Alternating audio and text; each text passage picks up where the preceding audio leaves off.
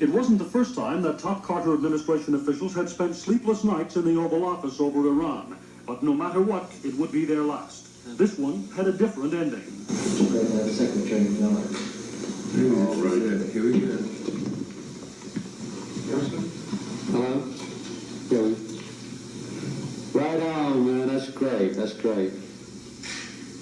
Okay, now, the next step then, so that'll go to Algiers, and Algiers, when they notify Iran, will notify us back, right? Later this morning, after word was received that Iran had taken all the necessary steps to make the transfer of its assets possible, Mr. Carter could relax even more, although there was always the nagging doubt. It wasn't until the motorcade on their way to the capital that the president was able to tell the president-elect that the hostages were aboard planes and would be airborne in 15 or 20 minutes. But it would be longer.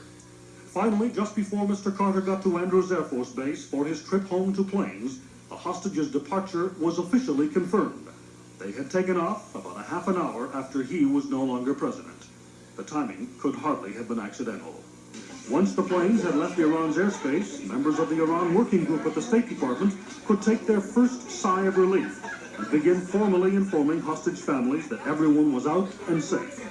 Relief, exhaustion, and disbelief were the prevailing emotions. Also at the State Department, Mrs. Louisa Kennedy, who had become a hostage family spokesman, said she was numb. She also described the Iranians' last-minute toying as revolting. Mrs. Catherine Keogh, whose husband was the schoolteacher who just happened to be in the embassy when it was taken, spoke eloquently of the emotions of the moment. I think what you are looking at is about 15 months of holding one's emotions in check. And to shed all of that magically with a snap of the finger and say it's over is very difficult to do. We are experiencing a decompression as almost exactly the kind of decompression that the hostages must be going through.